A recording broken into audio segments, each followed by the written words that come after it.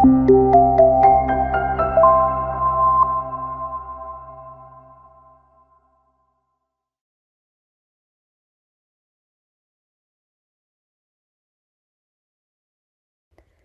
rekan-rekan, saya Rina Oktarina. Pada video kali ini kita akan membahas tentang overview supply chain logistik. Rekan-rekan, pada video kali ini kita akan membahas dua hal, yaitu mengenai definisi supply chain. Jadi pada bagian ini kita akan membahas mengenai apa sebenarnya supply chain itu. Kemudian kita juga akan membahas tentang aktivitas apa saja yang dijalankan dalam jaringan supply chain. Rekan-rekan, mari kita mulai dengan pembahasan yang pertama, yaitu supply chain dapat didefinisikan sebagai sebuah jaringan yang terdiri atas beberapa entitas yang berusaha bersama untuk memproduksi dan mendeliver atau mengantarkan produk akhir kepada customer atau kepada konsumen akhir. Entitas ini terdiri atas beberapa jaringan, dimulai dari supplier-supplier sampai kepada customer-customer. Seperti sudah disampaikan sebelumnya, bahwa supply chain ini merupakan sebuah jaringan yang dimulai dari supplier-nya supplier sampai kepada end customer atau konsumen akhir. Oke, kalau kita lihat pada contoh di slide ini, kita akan punya perusahaan yang memproduksi produk, kemudian ada supplier, kemudian supplier-nya supplier, kemudian ada customer, sampai kepada customer-nya customer.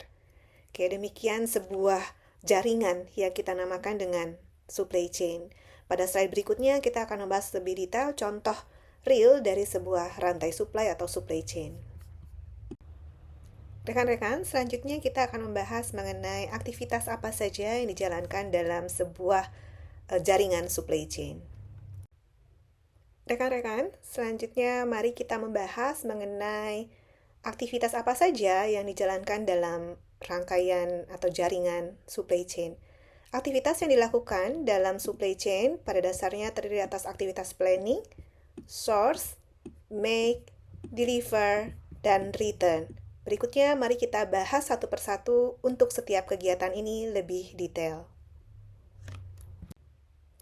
Rekan-rekan, aktivitas pertama yang dijalankan dalam jaringan rantai supply adalah plan. Dalam aktivitas ini dijalankan proses menyeimbangkan antara agregat demand dan supply sehingga bisa dilakukan proses produksi dengan baik.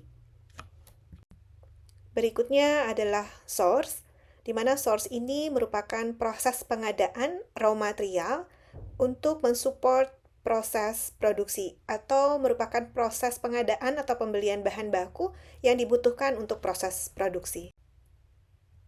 Aktivitas selanjutnya adalah make. Make ini adalah proses pembuatan raw material atau bahan baku hingga menjadi barang jadi atau produk akhir. Biasanya disebut juga dengan proses transformasi, yaitu perubahan bentuk dari raw material atau bahan baku menjadi produk jadi. Proses selanjutnya adalah proses delivery atau pengantaran produk dari produsen atau pembuat produk tersebut sampai kepada konsumen akhir atau pengguna atau kita sebut dengan consumer. Aktivitas terakhir adalah aktivitas return atau pengembalian. Pengembalian ini merupakan pengembalian produk akhir dari konsumen atau consumer kepada produsen atau pembuat produk. Pengembalian barang ini diantaranya dapat berupa produk yang reject, kemudian produk yang kadaluarsa atau expire, kemudian produk yang rusak, begitu ya. Namun selain produk, bisa juga berupa kemasan seperti galon air mineral misalnya, kemudian botol kaca untuk air kemasan, dan seterusnya.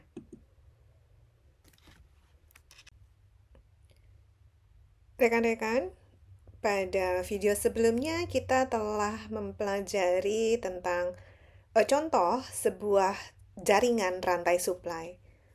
Pada video kali ini kita akan membahas tentang the major flows in supply chain. Jadi kita akan coba membahas ada aliran apa saja yang bergerak di sepanjang rantai supply. Rekan-rekan, aliran yang pertama yang harus difahami dan diketahui adalah aliran informasi. Aliran informasi ini mengalir baik dari hulu maupun ke hilir. Contoh-contoh aliran informasi yang biasanya terjadi di sepanjang rantai supply terdiri atas jadwal produksi, kemudian juga terdapat rencana promosi yang mungkin disampaikan dari manufakturer kepada distributor, kemudian retailer, dan sampai kepada end customer. Sehingga mereka bisa mengetahui promosi-promosi apa saja yang diselenggarakan oleh manufaktur. Kemudian delivery status sehingga mengetahui pengiriman barang sudah sampai mana dan statusnya seperti apa. Kemudian forecasting, juga ada informasi tentang forecast dari masing-masing entitas. Kemudian berikutnya order status untuk mengetahui apakah ordernya sudah terpenuhi atau tidak. Nah, tentunya aliran informasi ini mengalir sepanjang rantai supply ini. Teman-teman, berikutnya adalah aliran produk. Aliran produk juga mengalir baik dari hulu ke hilir maupun sebaliknya, dari hilir ke hulu. Aliran produk ini terdiri atas finished good atau barang jadi yang mengalir dari hulu ke hilir. Misalnya tadi biskuit yang selesai diproduksi oleh ABC Cookies, kemudian akan dialirkan ke distributor, kemudian ke retailer sampai kepada end customer.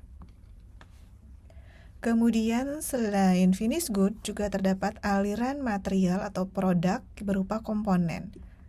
Komponen ini misalnya berupa raw material atau bahan baku yang mengalir dari hulu ke hilir.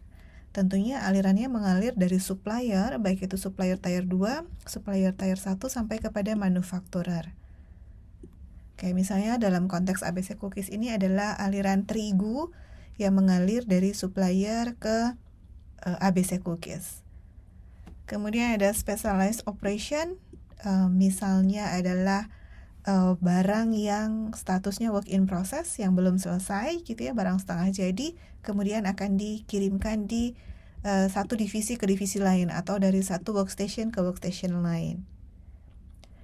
Baik, teman-teman, selain ada aliran produk yang mengalir dari hulu ke hilir, juga terdapat aliran produk yang mengalir sebaliknya, yaitu mengalir dari hilir ke hulu.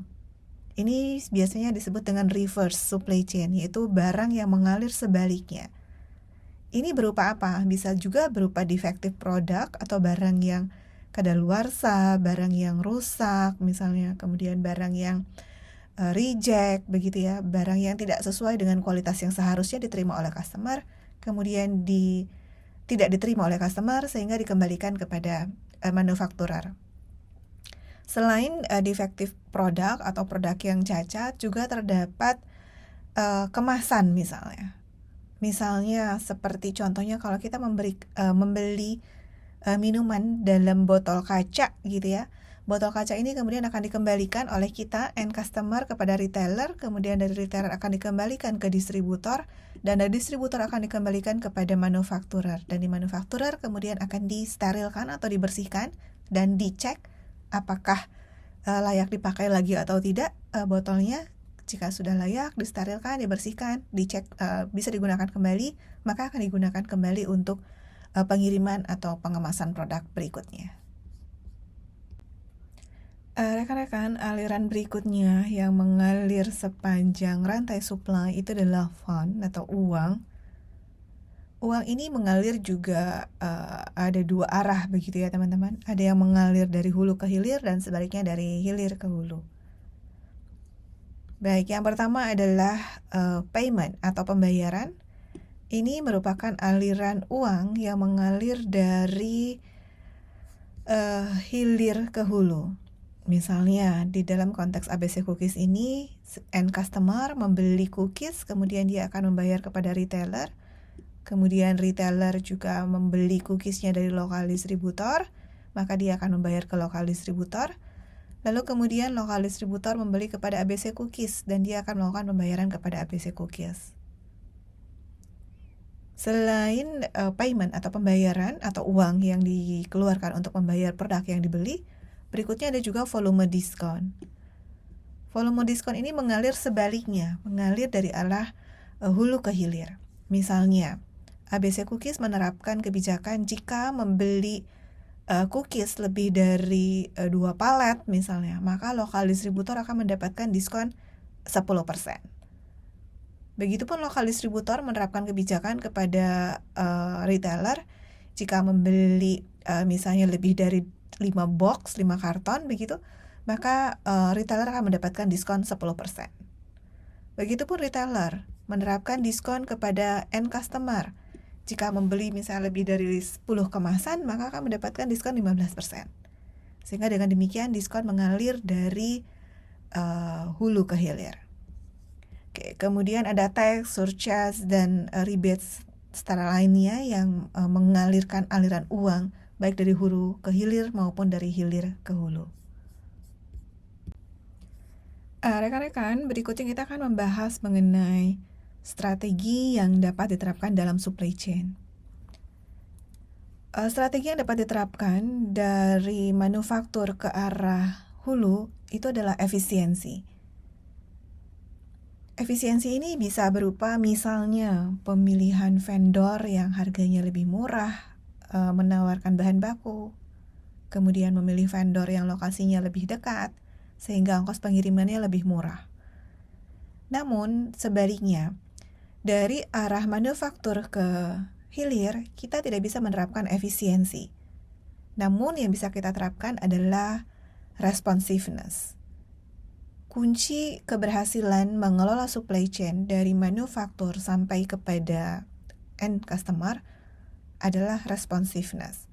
Seberapa cepat kita merespon permintaan dan kebutuhan customer. Misalnya bisa merespon jika customer memerlukan permintaan yang jumlahnya besar begitu ya. Kemudian bisa merespon jika customer memerlukan lead time yang lebih cepat, juga bisa merespon jika customer memerlukan variety atau alternatif produk yang lebih banyak gitu. Dua kunci atau dua hal ini, efisiensi dan responsif, harus diterapkan dalam supply chain agar menghasilkan kinerja supply chain yang lebih baik. Rekan-rekan, demikianlah penjelasan mengenai definisi supply chain, serta penjelasan mengenai aktivitas apa saja yang dijalankan dalam supply chain. Semoga penjelasan yang disampaikan pada video ini dapat dipahami dengan mudah. Sampai bertemu pada video selanjutnya. Terima kasih.